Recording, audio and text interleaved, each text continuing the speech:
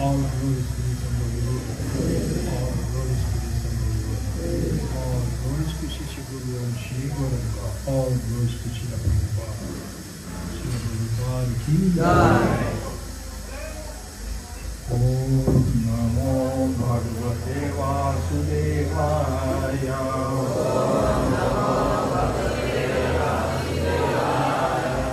Om Namo Bhagavate Vasudevaya.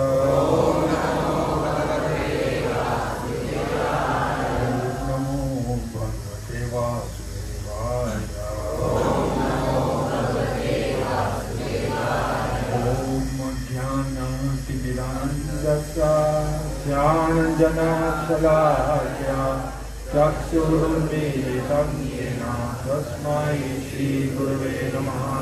Shri Chaitanya Manobhishtam Sthaphitam Yena Bhutale Swayam Rupa Tadamayam Dadati Swarantikam. Jai Shri Krishna Chaitanya Prabhu Nityananda Shri Advaita Gadadhar Shivasadi Gaura Bhakta-vrinda.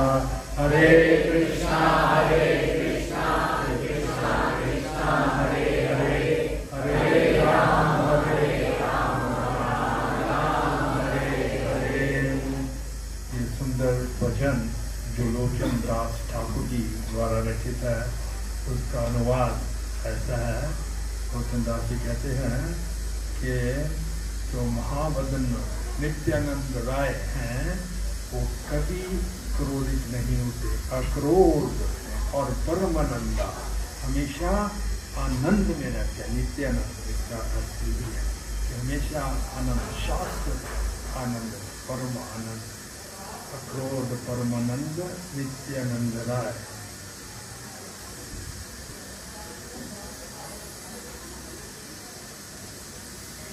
क्योंकि वो साक्षात आनंद का स्वरूप personality है और उनमें कोई भी अभिमान है, अभिमान शून्य, शून्य का मतलब जीरो, कुछ अभिमान नहीं है। और नगर में जाता है, खुद नगर में जाता है और वो घर घर जाते हुए सब पतित से पतित जीवों का उद्धार करते हैं, हरिनाम महामंत्र देते हैं। और कहते हैं नित्यानंदा कि जारे देखे तारे कहे जानते त्रिना ही तीनों घड़ी। त्रिन प्रांत में त्रिन लेकर, यानी कि बहुत ह्यूमिलिटी, हम्बलनेस के साथ सबको क्या कहते हैं, हमारे किनियों लोग बचो गौरव, मुझे आप खरीद लोगे। कैसे खरीद लोगे? अगर आप गौर हरि का नाम लेंगे, गौर हरि का नाम लेंगे तो मुझे खरीद लेंगे। नित्यानंद प्रभु कहते हैं। ऐसा बोलते बोलते वो कभी कभी धूल में लिट जाते हैं और ऐसा लगता है कि जैसे कि सोना का पर्वत हो, वो धूल में रुल रहा हो। फिर लोचन दास जी कहते हैं कि जिन्होंने भी नित्यानंद प्रभु के प्रति स्नेह नहीं किया, उसने अपना जन्म बेकार किया है और जन्म मृत्यु में फंसा से आएगा और गेला, खाली आएगा और जाएगा मृत्यु के संसार। तो नित्यानंद की कृपा निष्कार, नित्यानंद प्रभु की जय। यही बात चैतन्य महाप्रभु जी ने भी कही थी कि नित्यानंद बहुत दयालु हैं। ये नो नित्यानंदा हेनो नित्यानंदा भाई देना हेनो नित्याय विनय भाई, हेनो नित्यानंदा भाई राधा कृष्णा भाई, हेनो नित्यानंदा तीनों भाई राधा कृष्णा भाई। नित्यानंद की कृपा के बगैर हमको राधा कृष्णा की कृपा। एक सुंदर श्लोक चैतन्य चरितामृत में है, पहले ही अध्याय में आज लीला में वैसा आप हमारे साथ पीछे बोलते वंदे श्री कृष्ण चैतन्य नित्यानंदा सहोदितो नित्यानंदा सहोदितो गौरदये पुष्पवन्तो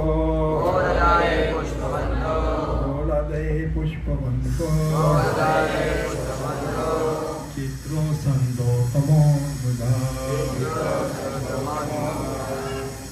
चित्रो संदो तमो नुधा। इस श्लोक में कृष्णदास कविराज जी चैतन्य महाप्रभु जी को और नित्यानंद प्रभु जी को दोनों को प्रणाम करते हैं। वो कहते हैं दोनों ने जैसे पुष्पवंतों का मतलब एक तो सूरज है और एक चंद्रमा है। सूरज और चंद्रमा जैसे एक साथ में गोड़ देश वेस्टर्न होराइजन में दोनों ही प्रकट हुए और सबको ये अमूल्य कृष्ण प्रेम दिया। और तमोस जो है वो दूर किया।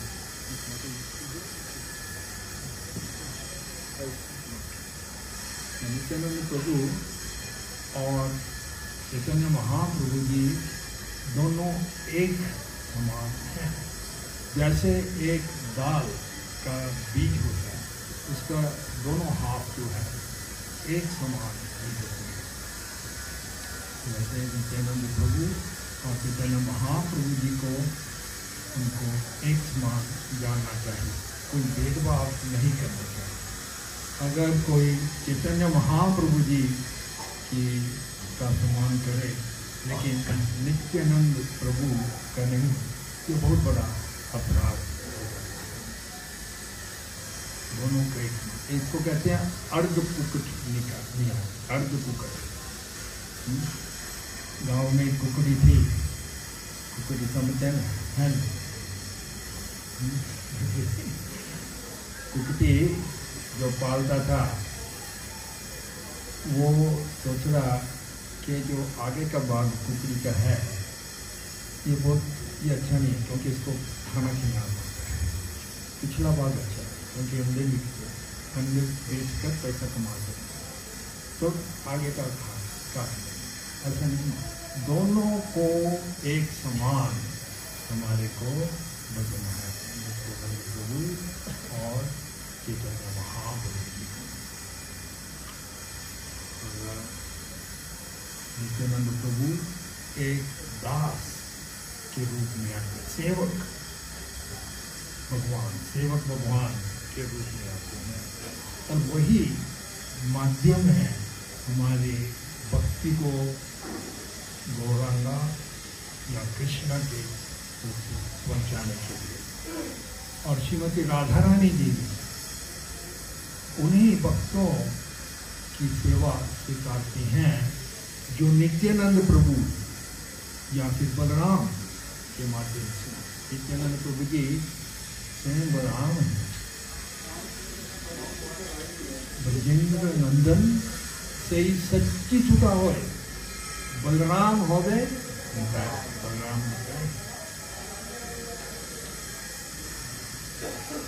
राधा रानी श्री कृष्ण जी की जो सेवा है, भक्तों को, जीवों को, जो कृष्ण जी के अंतरंग सर्कल ऑफ डिवोशन उन्हीं को देती हैं, जो नित्यानंद प्रभु जिनको सक्षम समझते हैं। नित्यानंद प्रभु क्या बोला, नित्यानंद प्रभु या बलराम जिन पर अपनी कृपा करती हैं, जिन सेवा उन्हीं को श्री राधा रानी जी श्री कृष्ण जी की जो अंतरंग लीलाएं हैं उनमें प्रवेश दिया जाती है। बिना नित्यानंद प्रभु के या बलराम के अन्य श्री कृष्ण जी की जो अंतरंग लीला है उनमें प्रवेश नहीं हो सकता।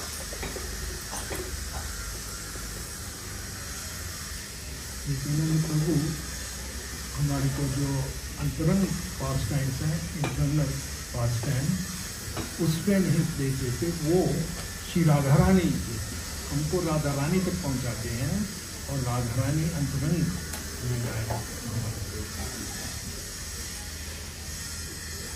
श्री कृष्ण जी का जो पहला एक्सपेंशन या विस्तार है वो बलराम जी है। और सब कुछ जो उत्पन्न होता है, चाहे आध्यात्मिक जगत में, स्पिरिचुअल वर्ल्ड में, यहाँ ये मटीरियल वर्ल्ड भौतिक संसार में, वो बलराम जी से ही होता है। सभी अवतार, सभी एक्सपेंशन जो हैं वो बलराम जी से ही होते हैं। कृष्ण जी मात्र गोलोक में अपनी रस लीला में मगन रहते हैं। ये बलराम जी उनका एक विलास, यानी कि लीला करने के लिए उनका विस्तार है, जिसके माध्यम से श्री कृष्ण जी बलराम जी के माध्यम से अन्य एक्सपेंशंस होते हैं।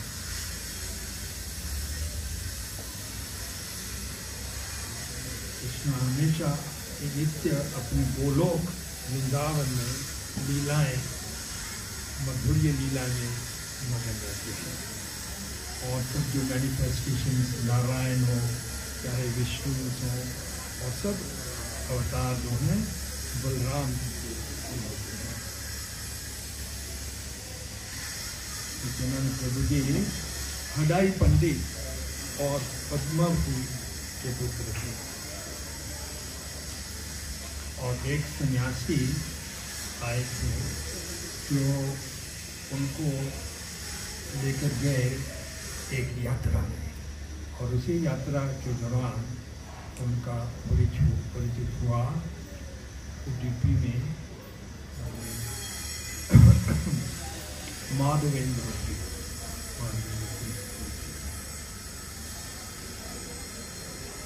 जो उनके गुरु माने जाते हैं। नित्यानंद प्रभु जी हालांकि प्रकट हुए, लेकिन वृंदावन में रहे जब तक चैतन्य महाप्रभु जी नहीं आए। जब भी उनको मालूम पड़ा चैतन्य महाप्रभु जी ने अपना संकीर्तन आंदोलन शुरू किया है, तब वो आ गए वहाँ, और एक घर में छुपे रहे। बहुत मुश्किल से उनको पाया गया। इतने प्रेम में मगन रहते हैं नित्यानंद प्रभु जी, कभी कभी गंगा जी में जाते एक घड़ियाल क्रोकोडाइल को पकड़ लेते हैं। सब वक्त बहुत चिंतित होते हैं, क्या हो रहा है। ऐसे प्रेम भाव ला करते हैं।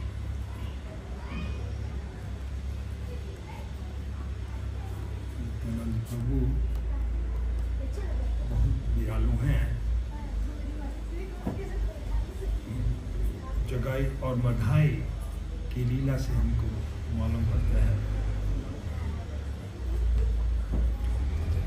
चैतन्य महाप्रभु जी तो बहुत जो एरिस्टोक्रेटिक कुलीन लोग थे, जैसे सार्वभौम भट्टाचार्य, सर गोस्वामी, स्वरूप गोस्वामी, रामानंद रॉय, ये सब बहुत कुलीन परिवार के कुलीन स्कॉलर्स और बहुत वेल्दी धनवान थे। लेकिन नित्यानंद प्रभु जी इतने दयालु थे, पतित से पतित जैसे जगाई और मधाई, उन पर इतने त्याग, उन्हें बहुत दया थी।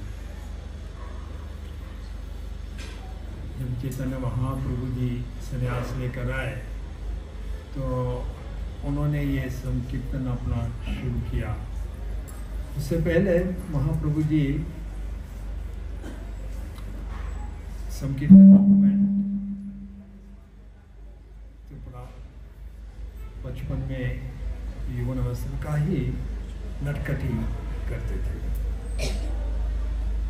तो लिखा है कि कई बार निमाई जाते गंगा जी में कई भक्त ब्राह्मण गायत्री ज्ञान करते, उनका गमछा खींच देते। कई बार कन्याएं दुर्गा मंडप पर दुर्गा जी की पूजा करते, उनको कहते आप इनकी पूजा मत करो, मेरी पूजा करो, नहीं तो तुम्हारे को ऐसा वरदान दूंगा कि आपको ऐसा पति मिलेगा जिसके ऑलरेडी 7 पत्नी हो। तो ऐसा गौरंगा होना। देखिए नित्यानंद प्रभु जी हमेशा बहुत सीरियस रहते, ऐसे महाप्रभु जी के भाई विश्वरूप भी बहुत सीरियस थे।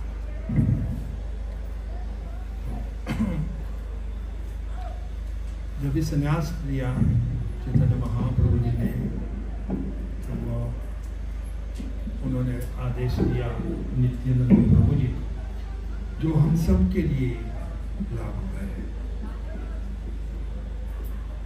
वो आदेश ऐसा था कि आप मेरे पीछे बोले, सुनो सुनो नित्यानंदा,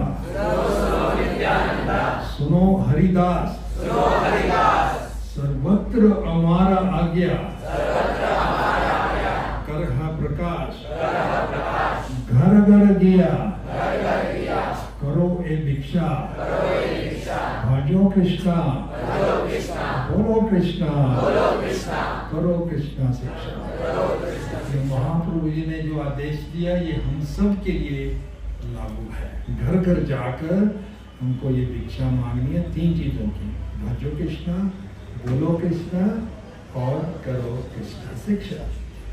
तो हरिदास ठाकुर और नित्यानंद प्रभु घर घर जाने लगे। नित्यानंद प्रभु जी ने आदेश अपने सिर पर लिया, हरिदास ने ज्यादातर तो लोगों ने उनका सम्मान किया, लेकिन ये दुष्ट लोग थे जगाई मधाई, जिनका जन्म बहुत ऊंचे ब्राह्मण परिवार में था, लेकिन कलयुग के प्रभाव से, दुर्संस के प्रभाव से ये सब अपना कल्चर सब छोड़ चुके और बहुत बुरी पाप में आदतें, नशा करते, दिन रात मांस खाते, गाय का, निर्दोष बालकों को गंगा जी में फेंक देते, ऐसे पापी बन गया। कोई भूल कर भी उनके छाया में नहीं जाता, और कहीं पर चले जाता तो तुरंत जाके गंगा में स्नान करता, ऐसे वो पापी थे। नित्यानंद प्रभु जी उनके मोहल्ले में पहुंचे तो कई जो वैष्णव थे उन्होंने कहा नित्यानंद प्रभु मत जाओ, ये पापी हैं, ये अत्याचार करेंगे आपके ऊपर। तो नित्यानंद प्रभु ने कहा हमें तो चैतन्य महाप्रभु जी ने आदेश दिया है कि घर घर में जाओ, मैं नहीं कहा कि किसी को छोड़ो, तो हमको तो जाना है, देखेंगे जो कुछ भी होगा। तो वो गए कीर्तन करते हुए, और वहाँ में बधाई जो था नशे में जो, उसने एक मटका लिया टूटा हुआ और सीधा नित्यानंद प्रभु के माथे पर और रक्त फैलने लगा।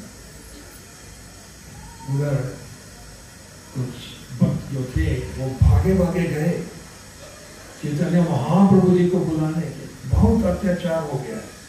किसी ने नित्यानंद जी के कारण बधाई ने अत्याचार किया नित्यानंद, शीघ्र आप आइए, तुम्हारे आचार्य ने टिप्पणी दी है।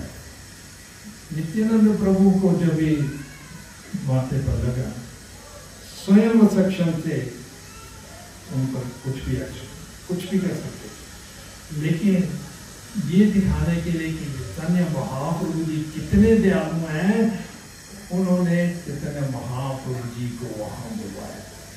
चैतन्य महाप्रभु जी ने किसने मेरे को, किसका एहसास है मेरे को मेरे भक्तों पर अत्याचार करने का, कोई अपशब्द भी बोले मेरे भक्त के लिए मुझे इतनी पीड़ा होती है, ये अत्याचार किया। सुदर्शन को बुलाया और पहुंचे वहां जगह और उन दोनों का वध करने के लिए तैयार हो। तो उधर नित्यानंद प्रभु जी, चैतन्य महाप्रभु जी के चरणों में नहीं, तो इस कलयुग के अवतार में आपको किसी का वध नहीं करना, क्योंकि इस कलयुग में सभी बहुत आपको नाश करना है। तो जो हमारे मेंटालिटी है, मत है इविल उसका। सो चैतन्य महाप्रभु चाहे कृष्ण जी अपने भक्तों के अधीन होते हैं, जैसे नियंत्रण में होते हैं। कहते हैं कृष्ण जी के साधु हृदय मह्यम साधु नाम हृदय हम मत अन्यत न जानती ना देव मना। साधु मेरे हृदय में रहते हैं, मैं साधुओं के हृदय में रहते, साधु मेरे सिवाय कुछ नहीं जानते और मैं भी साधुओं के सिवाय कुछ नहीं जानता। क्योंकि नित्यानंद प्रभु जी ने ये आग्रह किया था, तो महाप्रभु जी ने दोनों को क्षमा कर दिया और क्षमा ही नहीं कर दिया बल्कि कृष्णा प्रेम भी दे दिया नित्यानंद प्रभु जी, जिससे वो हर रोज 2 लाख नाम जपने लगे हरे कृष्णा महामंत्र के, और उनके नेत्रों से लगातार प्रेम भगवत प्रेम कृष्णा प्रेम के आंसू। तो इसके साथ संबंधित एक और कथा है जो चैतन्य भागवत में आती है, वो लिखे है वृंदावन दास ठाकुर जी। वहाँ लिखते हैं वृंदावन दास जी कि महाप्रभु जी का कीर्तन हर रोज होता था भक्तों के साथ। तो ये दृश्य देखने के लिए डेमिगॉड्स देवतागण आया करते थे अपने अपने पुष्प विमानों में अंतरिक्ष से। एक दिन उन्होंने देखा ये इतना भव्य महाप्रभु जी का कीर्तन, और फिर अपने अपने ग्रहों पर जानना था, तो उनकी दृष्टि एक विमान पर गई जो यमराज जी का विमान था। उन्होंने सोचा आज यमराज के भी हम दर्शन कर लेंगे, क्योंकि कोई भी भक्त हो जिसने तुलसी माला डाली हो या तिलक डाला हो, जो हरि नाम जप, यमराज यमदूत कभी नहीं उसके पास। यमराज का आदेश है यमदूत कभी भी भूल कर भी किसी वैष्णव के पास नहीं था, नहीं तो तुम ही जपी हो। और वो एक द्वारश महादेव में से तो गए विमान यमराज, लेकिन बहुत अद्भुत दृश्य पाया। यमराज जी अचेत पड़े, अपने पुष्प विमान में मूर्छित पड़े, तो उनको बहुत आश्चर्य हो गया कैसे, क्योंकि इनके पास तो बहुत इंपॉर्टेंट डिपार्टमेंट है। कल जब में इतने पापी हैं, पाप का दंड यमराज हो, इनकी डिपार्टमेंट बहुत इंपॉर्टेंट है। कभी कभी यमराज को ओवर टाइम भी काम करना पड़ता, कभी इतने ज्यादा पाप। तो उन्होंने पूछा चालक को, पुष्प विमान के चालक को, ये कैसा यमराज जी मूर्छित पड़े हैं, उनकी डिपार्टमेंट कौन संभाल? तो उन्होंने उत्तर दिया चालक कि ये जो गाय और मधाई इतने पाप किए हैं, तो यमराज जी ने इनका रिकॉर्ड मांगा, हर एक जीव का रिकॉर्ड यमराज जी के पास, पाप हो चाहे पुण्य हो, सब रिकॉर्ड यमराज के पास। तो उनका सेक्रेटरी चित्रगुप्त वो कहने लगा, तो इन्होंने इतने पाप किए हैं, उसके लिए ही करोड़ों करोड़ों जन्म नरक में जाना पड़ेगा। और मैं क्या बोलूँ, मैं तो लिखते लिखते थक गया उनके पास, इतने पाप। और यमराज ने नहीं सोचा इनके लिए कोई विशेष नृत्य बनाना पड़ेगा, ये नृत्य प्राप्त नहीं है तो मेरे पास। तो ऐसा सोच रहे थे यमराज जी। उधर यमराज जी की दृष्टि गई महाप्रभु जी ने कीर्तन की वजह से, और नित्यानंद प्रभु के आग्रह पर इन दोनों को क्षमा कर दिया। और क्षमा ही नहीं कर दिया बल्कि कृष्णा प्रेम दिए दिया, जिससे वो प्रेम मगन होकर कीर्तन करते, हरे कृष्णा कृष्णा कृष्णा हरे हरे, हरे राम राम राम हरे हरे। और उनके नेत्रों से लगातार प्रेम के आंसू। तो यमराज जी सोचते इनको तो विशेष नृत्य जो मैं बना रहा हूँ उसमें जाना चाहिए। तो ये महाप्रभु जी ने तो क्षमा कर दिया, कृष्णा प्रेम दे दिया। कितने दयालु हैं मेरे प्रभु, महाप्रभु।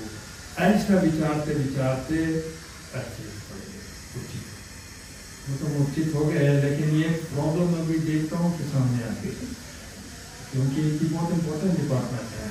अभी इनको कैसे चेतना मिला, तो आपस में उन्होंने इष्ट गोष्ठी की, और इष्ट गोष्ठी में उन्होंने निष्कर्ष निकाला सारे समस्या का एक ही हल है, हरे कृष्णा कृष्णा कृष्णा हरे हरे, हरे राम राम राम हरे हरे। भक्ति विनोद ठाकुर जी भी यही कहते हैं, चाहे सकल विपद भक्ति विनोद बोलन जाकन ओ नाम गए, सब विपदाएं दूर हो जाएंगी यदि आप भगवान का नाम लें। तो सब कीर्तन करने लगे, अपने अपने पुष्प विमान हो गए, ब्रह्मा जी, शिव जी, इंद्र, चंद्र, सूर्य अपने अपने विमानों में नृत्य करने लगे और कीर्तन करने लगे। तो ये कीर्तन का ध्वनि जब यमराज जी के कर्णों कंधों से हृदय तक पहुंचे तो उनकी चेतना जागने लगी, और देखिए क्या हो गया, उठ खड़े हुए, देखा ब्रह्मा जी अपने पुष्प चतुर्मुखी ब्रह्मा जी नृत्य कर रहे हैं अपने विमान में, और शिव जी पंचमुखी शिव जी वो भी अपने विमान, ऐसे इंद्र, चंद्र, सूर्य सभी अपने विमानों में नृत्य कर रहे हैं। ऐसा दृश्य देख कर यमराज भी नहीं रुक पाए, वो भी नृत्य करने लगे, हरे कृष्णा कृष्णा कृष्णा हरे हरे, हरे राम राम राम हरे हरे। फिर चैतन्य भागवत में एक प्रसंग ऐसा आता है कि जो संकीर्तन आंदोलन था श्रीवास ठाकुर जी के घर से हुआ, और चैतन्य महाप्रभु जी जाते थे श्रीवास ठाकुर जी के घर, नित्यानंद प्रभु जी कभी कभी आते थे। महाप्रभु जी ऐसा ही प्रेम में, क्योंकि नित्यानंद अवधूत थे, तो एक बार ऐसे बोला, श्रीवास तो ये नित्यानंद को अपने घर में क्यों रखता है, इसकी तो कोई जाति नहीं है, आपको मालूम ही नहीं इसकी जात क्या है, ऐसे क्यों रखता है इसको। तो श्रीवास ठाकुर जी कहने लगे, अगर नित्यानंद प्रभु जी को मैं मुस्लिम औरत से शादी करते भी देखूं, या एक शराब का प्याला भी हाथ में देखूं उनके हाथ में, तो भी मेरा उनके प्रति, तो भी मेरी उनके प्रति जो श्रद्धा है 1 इंच भी नहीं दे सकती। तो मुझे मालूम है वो कौन है, नित्यानंद प्रभु। तो ऐसा जब ये चैतन्य महाप्रभु जी ने सुना तो उन्होंने कहा, नित्यानंद तुम्हारे को इतनी श्रद्धा है, अच्छा श्रीवास प्रभु आपको नित्यानंद में इतनी श्रद्धा है, मैं आपको वरदान देता हूँ कि चाहे लक्ष्मी जी को स्वयं भीख मांगनी पड़े, लेकिन आपके घर कभी भी निर्धनता नहीं होगी, हमेशा धन आपके रहेगा। इतनी श्रद्धा थी श्रीवास ठाकुर। तो वही श्रीवास ठाकुर जी के घर कीर्तन हो रहा था। एक दिन चांद काजी आया, क्योंकि चांद काजी कुछ हिंदुओं ने ही आरोप लगाया कि ये जो वैष्णव लोग हैं ये कीर्तन करते रहते हैं, ये तो वेदांत का स्टडी नहीं करते, इन्होंने कोई नई चीज बनाई है। तो हिंदू लोग ही जाकर, क्योंकि हिंदू लोगों को चिंता थी कि चैतन्य महाप्रभु नित्यानंद प्रभु का आंदोलन अगर फैल गया तो उनकी जीवनी कैसे होगी, कोई हमारी नहीं सुनेगा। तो हिंदुओं ने आरोप लगाया और मुस्लिम को जाके बोले थे इनको रोको। तो चांद का भी आया श्रीवास ठाकुर के घर और चेतावनी दी। आज उसने मृदंगा तोड़ दिया, आज भी उसका रिप्रेजेंट मृदंगा है श्रीवास ठाकुर के घर में, आप जाएंगे। आज तो मैंने खाली मृदंगा ही तोड़ दिया है, अगली बार तुमने कीर्तन किया वैष्णव ने तो मैं तुम सबको मुसलमान बना दूंगा। तो उन दिनों में क्या था कि मुसलमान पानी मुंह में ले लेते थे और हिंदुओं पर थूक देते थे, और जिस हिंदुओं पर थूका गया उसको सोसाइटी ऑस्ट्रेसाइज कर दी। तुम लोग मुसलमान बन गए। ये प्रचार करना बहुत ईजी था, तो डूबना हमारी ये गलत तरीका है। श्रीवास ठाकुर जी और नेशनल चैतन्य महाप्रभु जी बात, ये चंद काजी हमको ये चेतावनियां देखेंगे। बेहतर होगा कि हमको मृत्यु मिल जाए, लेकिन ये मुसलमान बन जाना, मृक्ष बन जाना, ये हमारे लिए बहुत पीड़ादायक होगा। हम क्या करें? तो चैतन्य महाप्रभु जी ने कहा, मैं देखता हूँ किसका साहस है आपको कीर्तन करने से रोकने के लिए। आज शाम को हम सब चलेंगे चांद काशी, तो शाम को सब वैष्णव इकट्ठे हुए और आगे आगे थे चैतन्य महाप्रभु और नित्यानंद प्रभु, हरिदास ठाकुर और उनके पास, और सब इकट्ठे महाप्रभु जी थे। सब निर्भय होकर सब गांव के वैष्णव कीर्तन करते थे महाप्रभु जी के साथ, और चांद काशी जी की ओर चले। तो यहाँ चैतन्य भागवत में वृंदावन दास ठाकुर जी एक बहुत अद्भुत, अति अद्भुत प्रसंग बताते हैं कि जब भी कीर्तन में जा रहे थे तो सबके हाथों में रात का समय था, सब कोई कार्य मार रहा था, कोई हाथ ऊंचे नृत्य कर रहा था, कोई करताल था, कोई मृदंगा बजा रहा था। और सबसे अद्भुत बात है, रात का समय था, सबके हाथ में एक मुशाल था, रात को दीपक जैसा, और दूसरे हाथ में तेल का डिब्बा था ताकि ज्योति जलती रहे। तो ये बहुत अद्भुत बात है, सबके हाथ में या तो गाड़ी मारे या करताल, या हाथ ऊंचे करे नृत्य कर रहे, या बजा रहे, और सबके हाथ में मुशाल और तेल का डिब्बा। ये कैसे है? तो वृंदावन दास ठाकुर जी बताते हैं कि उस समय सबके दो और हाथ प्रकट हो गए, चार हाथ ऐसे कुंठ ऐसा करते हुए कीर्तन करते हुए चांद काशी के घर पहुंचे। और चांद काशी तो चिड़िया डर के मारे। मैंने कहा, चांद काशी महाप्रभु, तू मेरा मामा लगता है घर के काम के संबंध में, और वैसे भी वो मामा था ही, इसके चरण में कम तो कैसे भी सोचे के बाद चांद काशी मिला उनको, कुछ वार्तालाप हुआ उनके बीच में, और फिर महाप्रभु जी ने उसको पूछा, चांद काशी, आज सुबह तो बहुत उग्र था और तुमने चेतावनी दी कि वैष्णवों का इसने कीर्तन किया उनको मुस्लिम बना दे, लेकिन मैं अभी देख रहा हूँ काफी परिवर्तन आ गया है। तो कहने लगे, चांद काशी अपनी ओढ़नी उठाए और कहा, मैं विश्राम कर रहा था और एक बहुत बड़ा विशाल सिंह मेरी छाती के ऊपर बैठ गया, मुख्य स्थान पर, और अपने नाखून से मेरी छाती पकड़ी और मुझे कहने लगा, इस बार मैं तुझे छोड़ देता हूँ चांद काशी, अगली बार तुमने संकीर्तन रोकने का प्रयास किया, तुमको, तेरे परिवार को, सब मुसलमान जाएगा। तो ऐसा कहते हुए उन्हें वो अपनी ओढ़नी दिखाई, उस फिल्म की ये चिन्ह है। तुम कौन था?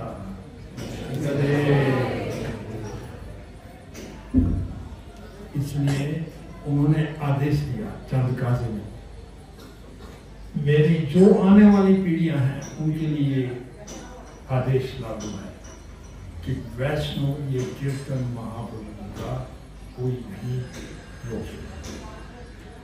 नित्यानंद प्रभु जी की कृपा असीम है, और उन्हीं की कृपा से हमको चैतन्य महाप्रभु की कृपा मिल सकती है।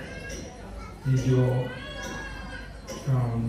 दही चीड़ा उत्सव आता है, पानीहटी दही चीड़ा उत्सव आता है, उसका भी मर्म अर्थ जो है ऐसा ही आता है कि एक बार रघुनाथ दास गोस्वामी जी, जो बहुत ही कुलीन परिवार के थे, बहुत धनी परिवार के थे, वो चैतन्य महाप्रभु जी के मिलने बार बार जाते थे, लेकिन उसके पिता हमेशा सिपाही भेजकर वापस ले आए।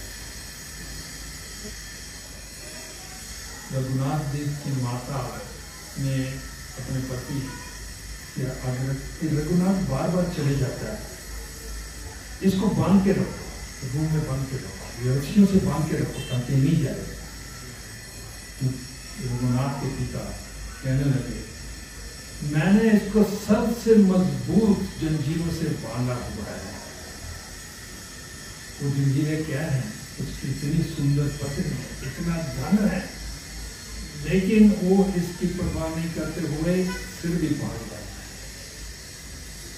तो आगे चलकर एक बार महाप्रभु जी से मिले रघुनाथ दास जी और चैतन्य महाप्रभु, आप ऐसा घर पर ऐसा ही रहो जैसे कोई आप बहुत धनवान कैपिटलिस्ट, लेकिन भीतर में हमेशा भगवान का चिंतन करते, ऐसे चिंतन करते रहे। एक बार वो नित्यानंद प्रभु जी का उनको मालूम पड़ा कि पानी हाथी आ रहे कलकत्ता के पास है, तो वहाँ पहुँचे और देखा नित्यानंद प्रभु जी एक बात वृक्ष के नीचे बैठे थे। तो रघुनाथ दास जी ने दूर से ही दंडवत किया, दंडवत करने लगे। तो नित्यानंद प्रभु जी ने अपने भक्त, ये कौन है जो इतने दूर से कर रहा है? रघुनाथ दास, बुलाओ उसको। तो बुलाया गया, रघुनाथ लोग पहुंचे। तो नित्यानंद प्रभु जी कह रहे, देखो रघुनाथ 5 मिनट और तब फिर पुष्पांजलि तैयार कीजिए।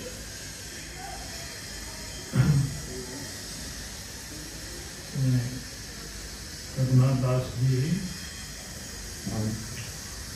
पहुंचे और नित्यानंद प्रभु जी उनको कह रहे, रघुनाथ तू चोर है, ठीक है तू चोर है, तू सामने से क्यों नहीं आकर मुझे प्रणाम किया?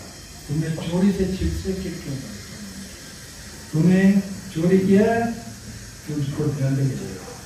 क्या दंड मिलेगा? ये गांव के सब लोगों वैश्यों को आज दही चीरा खिलाना पड़ेगा। रघुनाथ जी तो बहुत अच्छा दंड है। तो चाहते ही सेवा का अवसर, भक्त तो चाहते ही नहीं, कोई भी भक्तों की सेवा का अवसर मिले, तो सेवा का अवसर मिला। रघुनाथ जी बहुत प्रसन्न हो गए और व्यवस्था बनाई, शीघ्र पूरे गांव में ये फैल गया कि आज फीस्ट होगा दही चीरा, दूध में और दही में। तो भक्त आगे इकट्ठे हो गए और सबको एक एक पॉट में, बर्तन में, रबड़ी में दही, रबड़ी में चीरा और दूसरे में दही में चीरा। इतनी भीड़ हो गई, भरने की जगह नहीं थी, गंगा जी में जाना पड़ा, गंगा जी में लेकर।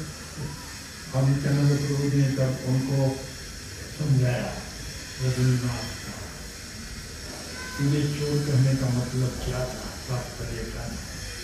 क्यों मैंने तुमको चोर कहा कि तुम डायरेक्टली चैतन्य महाप्रभु जी के पास गए, माध्यम है मेरे थ्रू जाना, नित्यानंद प्रभु के थ्रू जाना। जो नित्यानंद प्रभु के थ्रू जाएगा वही चैतन्य महाप्रभु जी को पास देगा। इसलिए मैंने कहा तुम डायरेक्ट तुम क्या मेरे थ्रू जाना। नित्यानंद प्रभु जी के विवाद का भी जो संख्या बहुत ही रोचक संख्या। नित्यानंद प्रभु जी ने चैतन्य महाप्रभु जी के आग्रह पर ही विवाह किया, हालांकि वो तो अमर चैतन्य महाप्रभु जी की इच्छा थी, उनका लीला है कि आप विवाह करें। तो नित्यानंद प्रभु जी ने एक पंडित थे, सूर्यदास पंडित की 2 बेटियां थी। पहली बेटी का नाम था जानवा जानवा से उनका विवाह किया गया। यही जानवा पूर्व में रेवती देवी, जैसे नित्यानंद प्रभु जी बलराम है वैसे ही रेवती थी।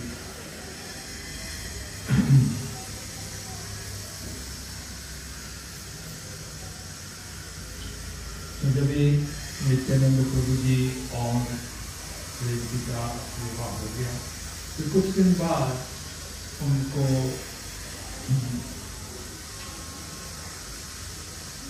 सूर्यदास पंडित ने अपने घर में प्रसाद के लिए बुलाया नित्यानंद प्रभु जी।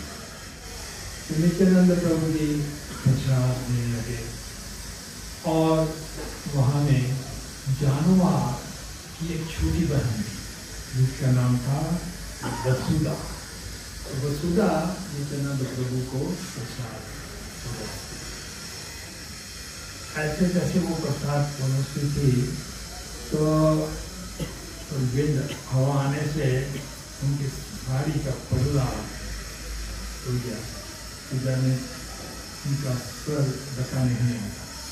वैदिक संस्कृति में लेडीज को स्वर ढकना चाहिए। तो अभी वो समस्या में असमंजस हो गई।